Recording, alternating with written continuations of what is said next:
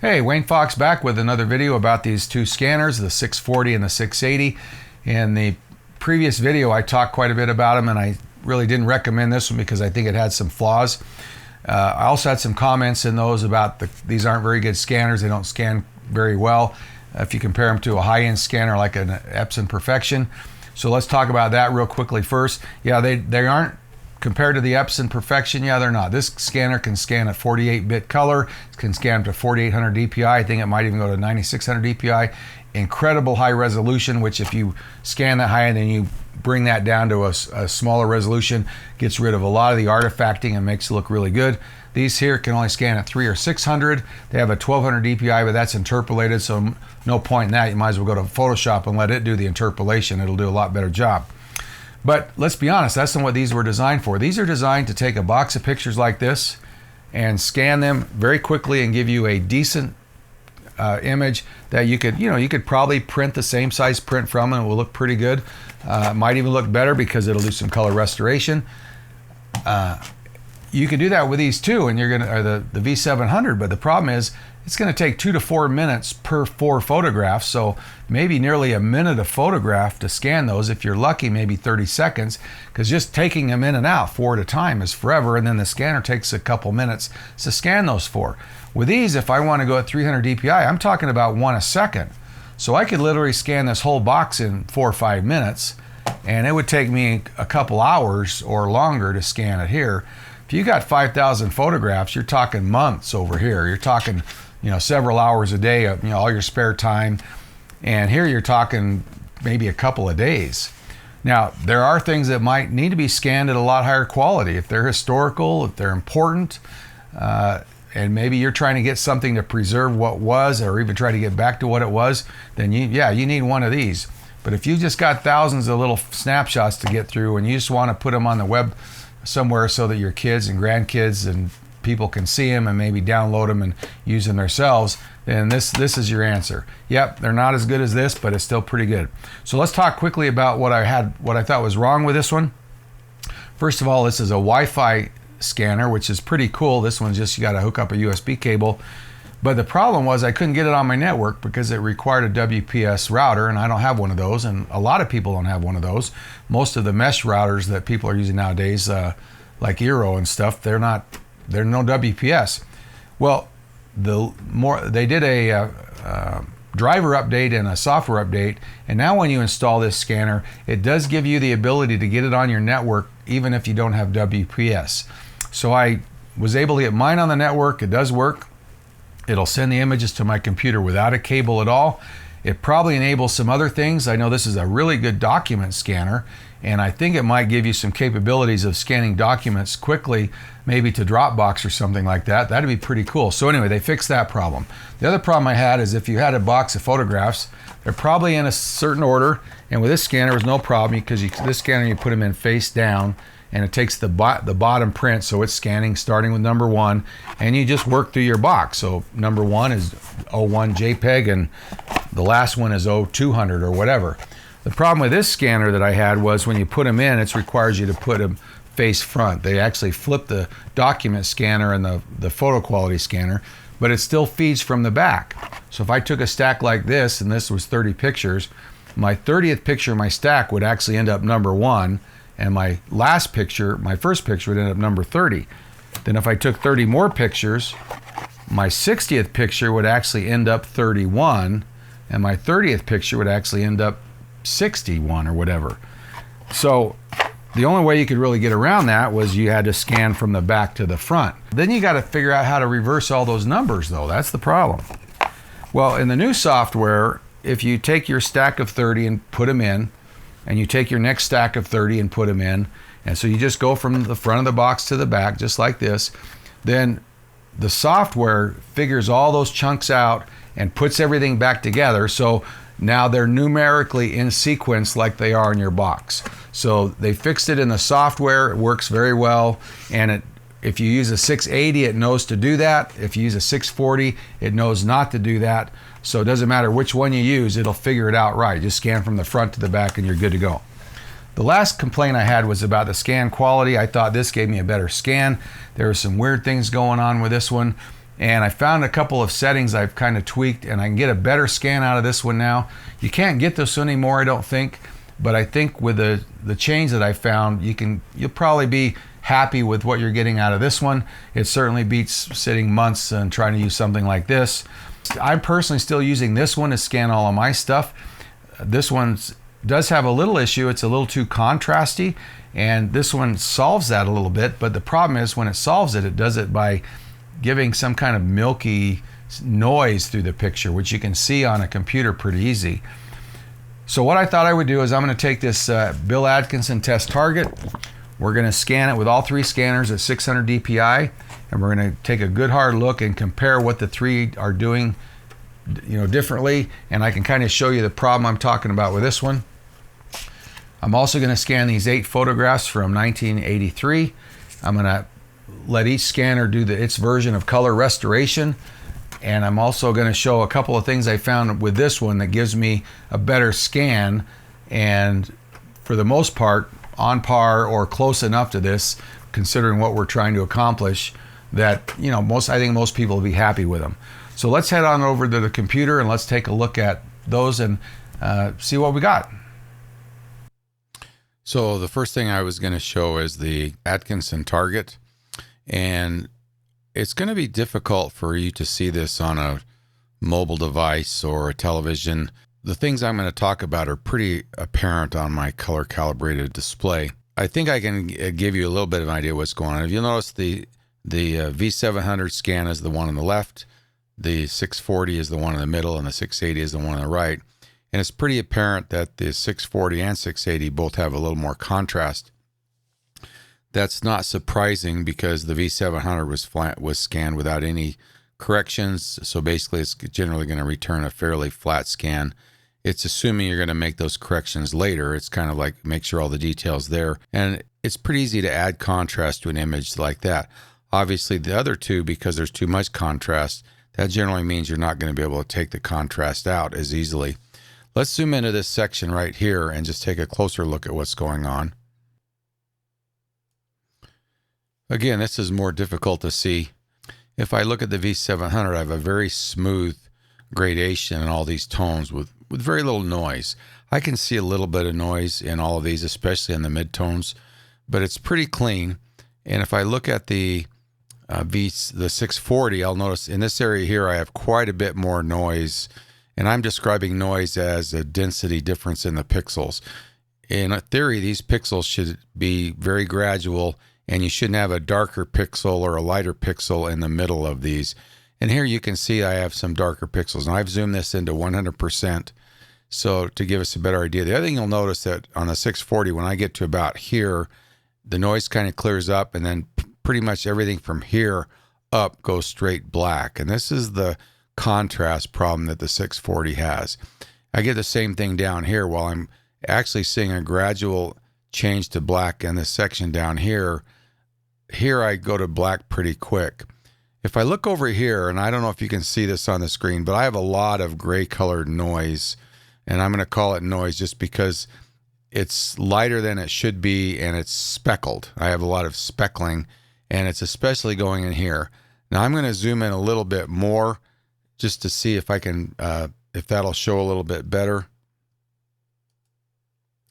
I think at this level you might be able to see it better. Now I've got it a little bit on the 640, but you'll notice in the 640 the density difference isn't as dramatic.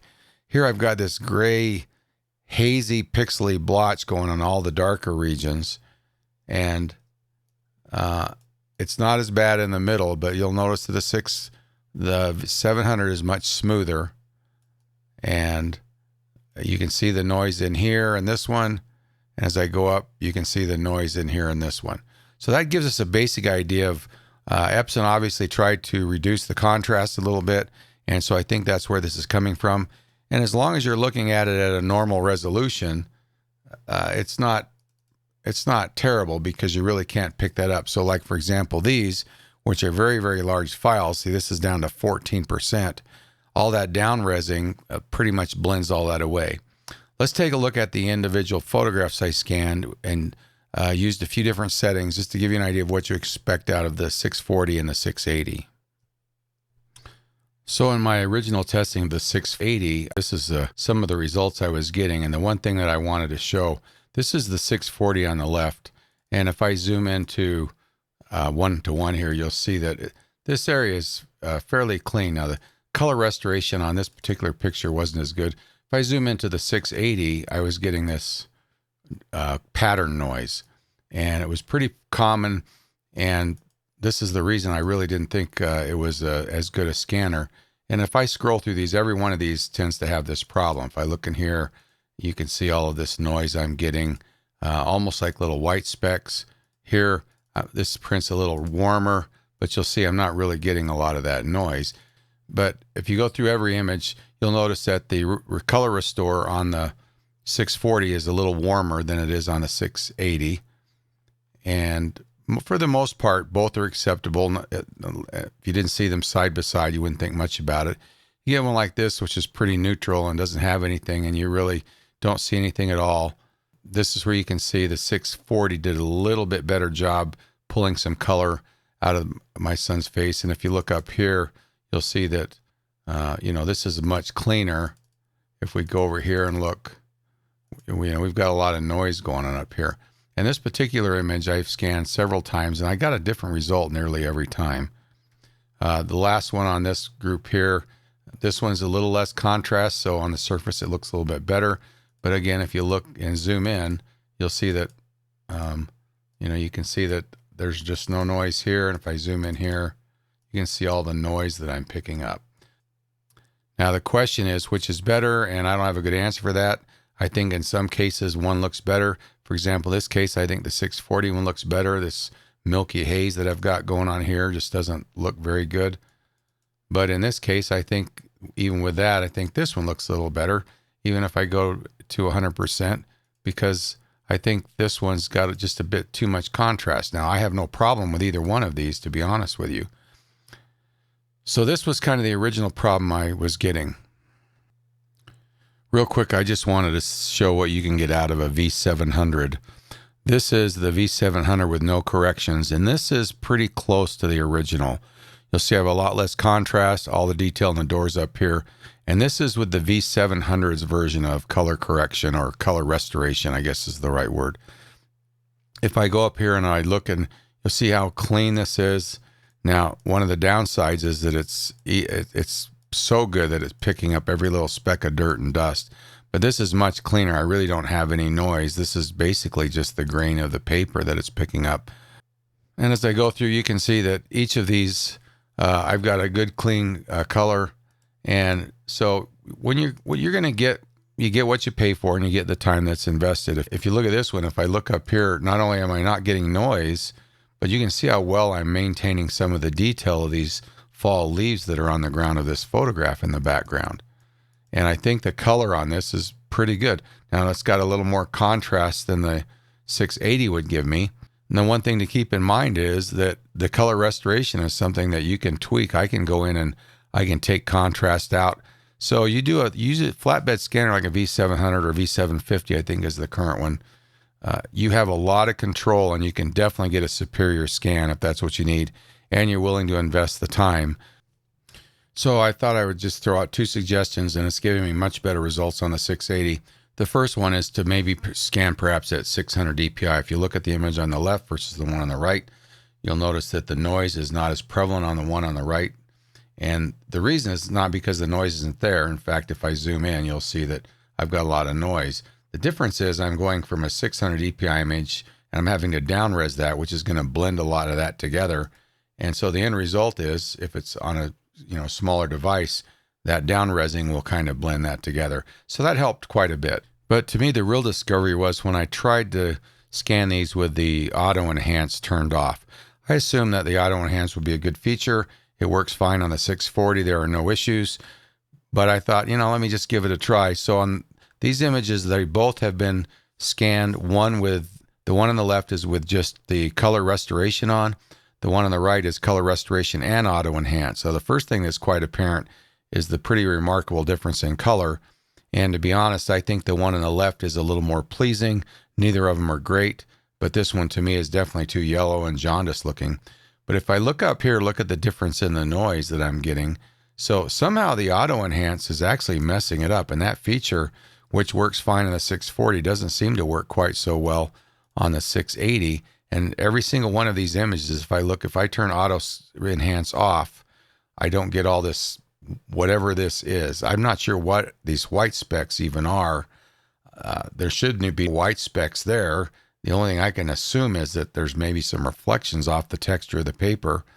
But pretty much every image looks better with the auto enhance off and the scan on. In fact, let's take a look at now, once we've got the best out of each of the scanners, let's compare the three side by side. So here we have the three side by side. The left column is the V700 with its version of color correction or color restoration. The middle is the 640, and the one on the right is the 680 without auto enhance on.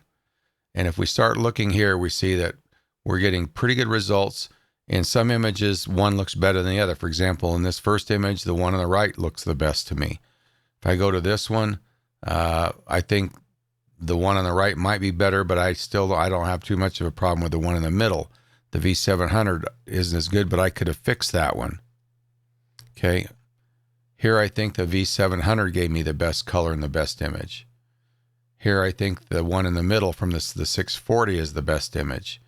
Here I think they're all equally fine. Here again I think the 640 gave me the best image. Here again I think the 640 gave me the best image. In this case, I think the V700 gave me the best image. I think the 680 is maybe a little bit better than the 640. So the only point I'm making is that there's no magic bullet here, and unless you want to invest a lot of time and tweak each individual one, because everything that's wrong with the ones on the V700, color here could be fixed before you scan it. Color here, contrast here, I could have fixed before I scan it. The one thing about the 640 and the 680 are there really are no controls. I can either turn enhance on or off. I can turn color restoration on or off. But anyway, that's a full dive into the quality of each of these. Like I said, you're not going to get the most fantastic scan if all you want to do is put these on a little website or have it available on Shutterfly or one of the services like that. Any of these would probably be just fine, because the key is you're looking at a 40-year-old picture and you just want to be able to show your kids or other people those memories. That's the whole idea here. We're not trying to win some kind of a prize for the most amazing photograph or anything like that. Well, that does it for this video. I think we've scanned these things to death. I think with a couple of things I found, the 680 is a little better than I originally thought it was, and Epson's fixed some of the problems. I think I personally am still using the 640 to do my own scans, just because every once in a while this gives me a really bad scan, and this one I really never get that. I think this gives me a little better color restoration, but these still look really good. The contrast is a little strong, but they still look fine. At least now you understand the difference if you want a really good scan, why you need to invest in something like a Perfection scanner or one of the other flatbed scanners. But for most of your snapshots, it's not what you're really after. I mean, let's be honest, these are not the sharpest pictures. Most of these that people have were taken with Instamatic cameras with little plastic lenses, and the camera gets thrown away. So, you know, I think that these are pretty good for that. Well, hey, thanks for watching the video. I've got one coming out that'll go through the full process of exactly how you scan a large batch of pictures, including how you work with the software. Should have that up in a week or two. And I've got a whole series on how I'm digitizing all of my stuff that I've got. I've got a whole room, and I'll have a video on that pretty soon, this whole room full of stuff that I've got. Anyway, thanks for watching. Please feel free to subscribe to the channel, and until next time, see ya.